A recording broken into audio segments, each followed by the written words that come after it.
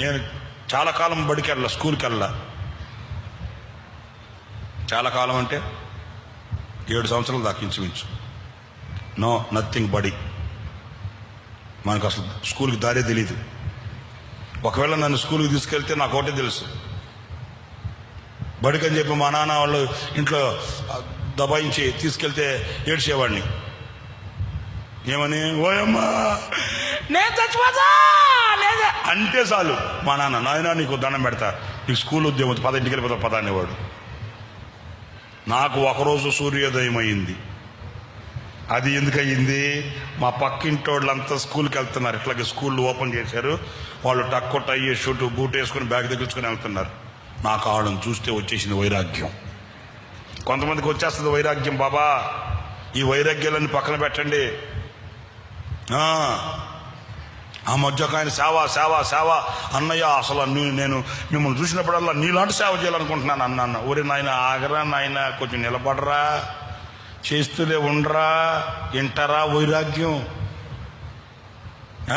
యనమల కూతురులో మైకి పెట్టుకుని స్టేజ్ మీద నిలబడేసరికి నన్ను చూసి చాలా మందికి వైరాగ్యం వచ్చేస్తుంది.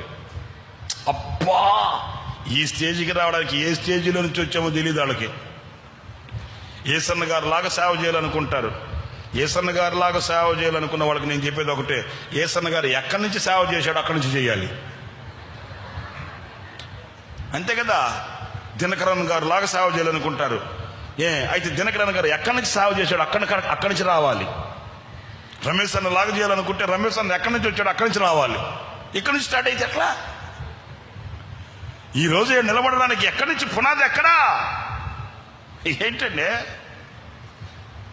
ఎక్కడి నుంచి వచ్చాము ఇక్కడికి? ఏ స్థానంలో నుంచి సాగితే ఈ రోజు నేను నిలబడ్డాం? వైరాగ్యం వచ్చేసింది. అబ్బా, నేను సేవ చేసేస్తా, అది చేసేస్తా, ఇది చేసేస్తా, అసలు నన్ను పంపించాలన్న మీరు అన్నాడు. పంపించారు. ఆయన వైరాగ్యం చేసి పంపించారు. చేశాడా సేవ? చేశాడండి? లేదు. ఈ ఉద్రేకాలన్నీ ఆగో. వెళ్ళిన 2 నెలలకు 3 నెలలకు పెట్టే బేడ చదువుకో. నాకు కూడా చెప్పలా, వచ్చేసాడు.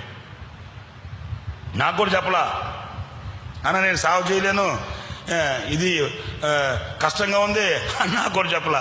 నేను కూడా పెద్ద ఫీల్ అవ్వాల. ఎందుకంటే ఈ వైరాగ్యాలన్నీ నిలబడే వైరాగ్యాలు కాదు.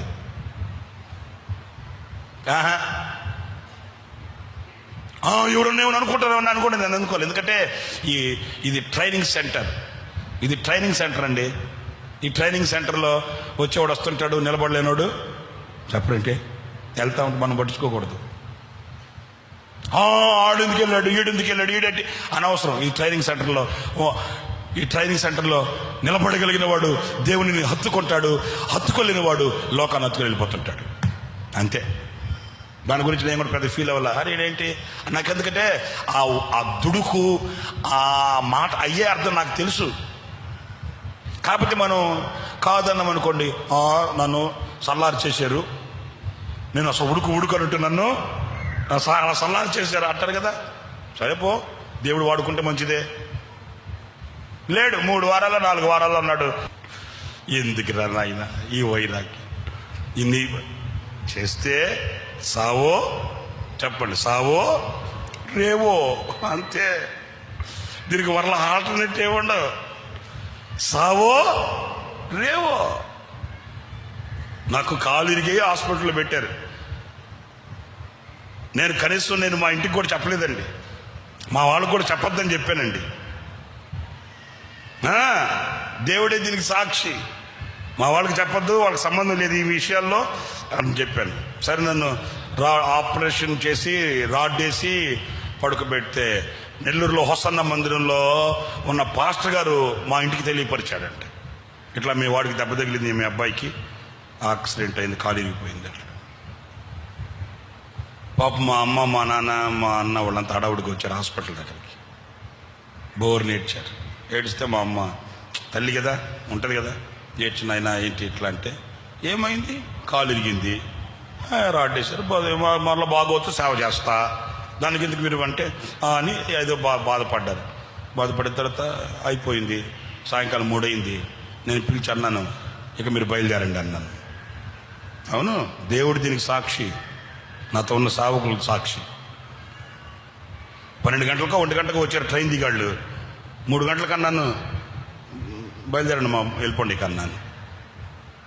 మోకాలు మార్చుకున్నారు వాళ్ళు. మా నాన్న చాటుకి ఏడ్చుకుంటున్నాడు, మా అన్న బయటికి ఏడ్చుకుంటున్నాడు. మా అమ్మ తెగించి నా దగ్గరకు వచ్చి, నాయనా ఈ పరిస్థితుల్లో నిన్ను వదిలిపెట్టి ఎట్లా వెళ్తాము, 2 రోజులుండి నీకు పరిచర్య చేస్తానయ్యా అనింది. నేను అన్నాను, పరిచర్య చేసేవాళ్ళు నాకు చాలామంది ఉన్నారు, మీరు చేయడం ఏంటి నాకు పరిచర్య? దెబ్బ తగిలితో వచ్చింది పరిచర్య? మీరు కాదు, నాకు సంఘం ఉంది, నాకు సహవాసం ఉంది, నాకు ఒక సంస్థ ఉంది, నాకు చాలామంది తల్లిదండ్రులు ఉన్నారు, అన్నదమ్ములు ఉన్నారు, మీరు అక్కర్లేదు, బయలుదేరేసేయండి అని చెప్పాను. మా అమ్మ ఏడ్చి, నాయనా వదిలిపెట్టి వెళ్ళబుద్ధి కావట్లేదు, కనీసం నేను ఒక్కదాన్నైనా ఉండి నీకు పరిచర్య చేస్తానయ్యా అన్నాను. నో, మీకు నాకు అంత సంబంధం లేదు, నువ్వు తల్లివి, నేను ఒక సావకుడిని అంతే. తల్లిగా బాధపడ్డావు కనుక, బాధ ఉంటుంది కనుక వచ్చావు, చూసావు అంతే. నేను చూశాను, సంతోషం, ఓకే అయిపోయింది. అంతేగాని మరలా ఈ బంధం చేత నాకు పరిచయం చేయాలి, నా దగ్గర ఉంటున్నా. ఓ కుమ్ములు ఏడ్చిన అమ్మ, నాయన ఈ స్థితిలో కూడా నన్ను ఉండనివ్వంటే తప్పు, అట్లా ఆశించకూడదు. నువ్వు నీ పరిస్థితి వేరు, నాది ఇల్లు వద్దనుకున్నాను, బంధవ్యాలు వద్దనుకున్నాను, వచ్చేసాను ఇక అంతే. అట్లా నీ తల్లి కనబడితే మాట్లాడుకుని అట్లా ఉన్నాను, ఏమ్మా బాగున్నావంటే మాట్లాడతాను అంతే, అంతవరకే. కానీ ఆ బంధం, ఏ బంధం? ఆ పేగు బంధం, ఆ పేగు బంధం మరలా మనకు లేదిక లేదు.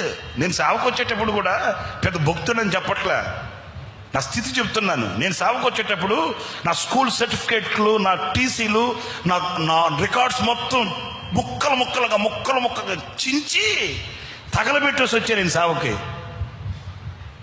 నా రికార్డ్స్ ఉన్నాయే, నా టీసీలు, మార్క్ లిస్టులు.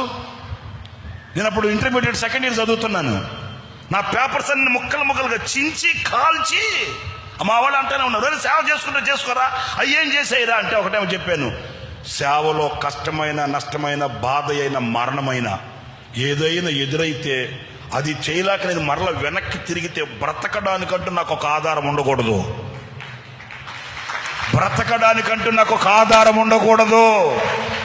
యుద్ధ రంగానికి వెళుతున్నా, చావో రేవో అక్కడే తేలాలి.